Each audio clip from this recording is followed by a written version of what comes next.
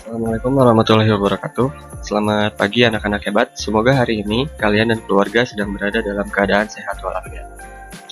Hari ini kita akan mulai masuk ke materi pertama, pelajaran PKWU atau Prakarya dan Kewirausahaan, yaitu tentang konversi energi.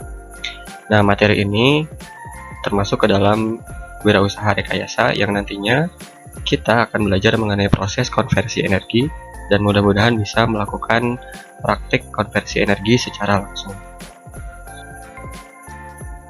Pembelajaran kita untuk materi konversi energi ini ada 6 bagian.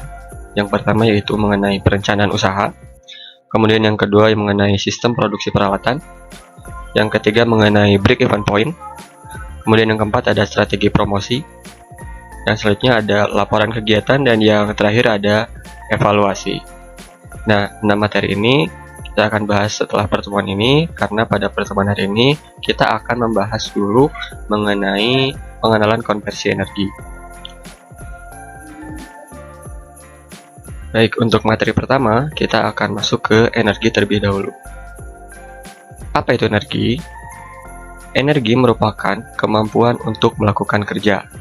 Nah, energi ini dapat dikonversikan atau dapat berubah bentuk dari suatu bentuk energi ke bentuk energi yang lain.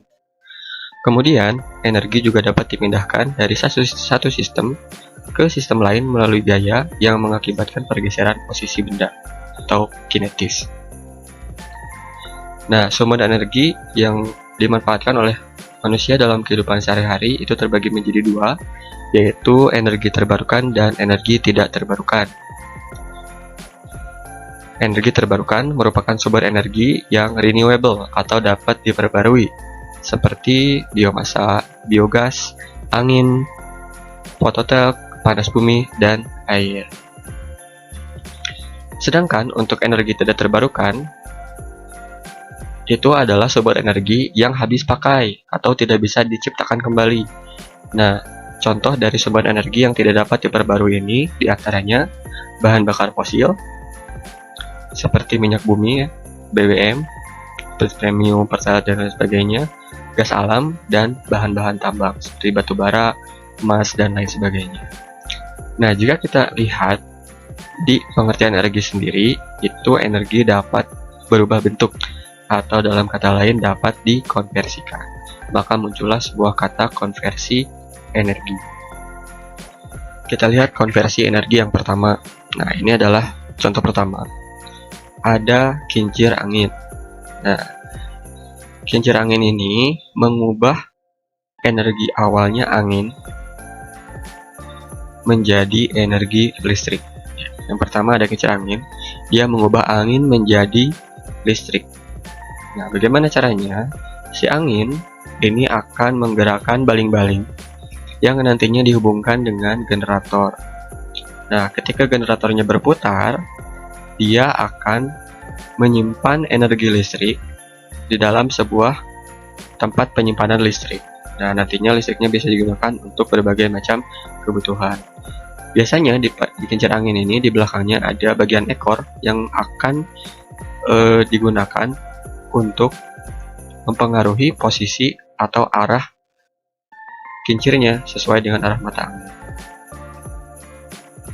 Kemudian yang kedua ada konversi energi dari sinar matahari menjadi listrik dengan menggunakan panel surya. Nah, panel surya itu yang ini, yang kotak-kotak hitam, disimpannya di atap agar bisa langsung mendapat sinar matahari secara langsung. Nah, ini sama, nanti dia mengolah sinar matahari dan diubah langsung menjadi listrik. Nah, nanti akan ditangkap oleh sel-sel sinar surya di sini, kemudian disimpan dalam sebuah tempat penyimpanan listrik, sehingga nanti bisa digunakan untuk berbagai kebutuhan rumah tangga seperti penerangan, kemudian alat-alat rumah tangga, bisa juga digunakan untuk pertanian. Biasanya kita lihat juga di tiang listrik ada yang sudah menggunakan panel surya seperti itu. Bahkan ada juga beberapa barang-barang kecil seperti kalkulator, jam tangan, bahkan mainan yang sudah menggunakan panel surya seperti ini, jadi tidak menggunakan batu baterai lagi. Nah, yang selanjutnya ini adalah arus air. Nah, dia memanfaatkan arus air. Jadi konversi energi menggunakan kincir air seperti ini.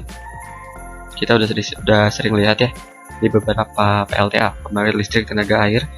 Dia ada kincir air yang digerakkan oleh arus air sehingga kincirnya nanti berputar. Ya, nanti akan menggerakkan generator sehingga akan menyimpan tenaga listrik yang bisa disimpan dan digunakan untuk kebutuhan sehari-hari. Nah, yang selanjutnya ini adalah konversi energi yang sudah sangat sering kita temui, yaitu biogas. Biogas ini bahan dasarnya atau energi dasarnya adalah dari kotoran hewan, terutama sapi ya. Nanti kotoran sapinya itu dimasukkan ke dalam sebuah bak penyimpanan. Nanti akan menghasilkan gas metana.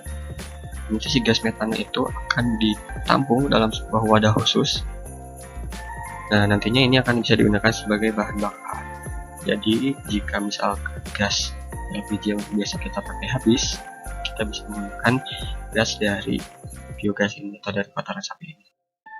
Nah, selanjutnya ini adalah biomasa. Nah, biomasa ini adalah olahan dari sampah-sampah organik seperti dari tumbuhan atau dari hewan yang nantinya dia akan dibakar sehingga akan menghasilkan listrik dari tenaga uap atau dari tenaga panas. Nah, kemudian yang terakhir adalah ini ada energi panas bumi yang berasal dari inti bumi yang nantinya akan dimanfaatkan sebagai sumber energi pembangkit listrik. Nah, seperti yang sudah kita ketahui, nah ada di daerah Darajat dan Kamojang ya, pembangkit listrik tenaga panas bumi.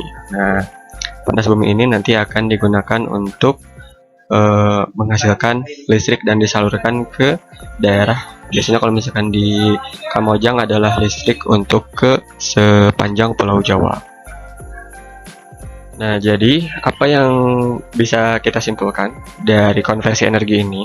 Dari beberapa contoh yang sudah kita lihat, sumber energi seperti angin, arus air, panas bumi, bahkan kotoran hewan itu dapat dikonversikan atau diubah menjadi energi listrik, bahan bakar, dan lain-lain sehingga dapat bermanfaat untuk kehidupan sehari-hari. Nah, selanjutnya, mari kita cari produk atau peralatan bidang konversi energi yang ada di sekitar kita. Nanti silahkan analisis sumber energi apa saja ya, ditulis sumber energi apa saja yang menjadi bahannya, kemudian diolah menjadi energi apa, bagaimana cara kerjanya, dan alat dan bahan apa saja yang diperlukan. Misalkan seperti tadi sumber energinya adalah air. Energi yang dihasilkan listrik, cara kerjanya air memutar kincir air dan menghasilkan listrik. Alat bahannya tentu saja ada air, kincir, generator, dan lain sebagainya. Silahkan ditulis yang ada di sekitar kita, ataupun jika tidak ada bisa kalian cari di internet. Sekian mungkin untuk pembelajaran PKWU materi pertama, mudah-mudahan bisa bermanfaat. Jika ada yang ditanyakan silahkan langsung ditanyakan di grup atau bisa japri ke Bapak. Terima kasih banyak. Assalamualaikum warahmatullahi wabarakatuh.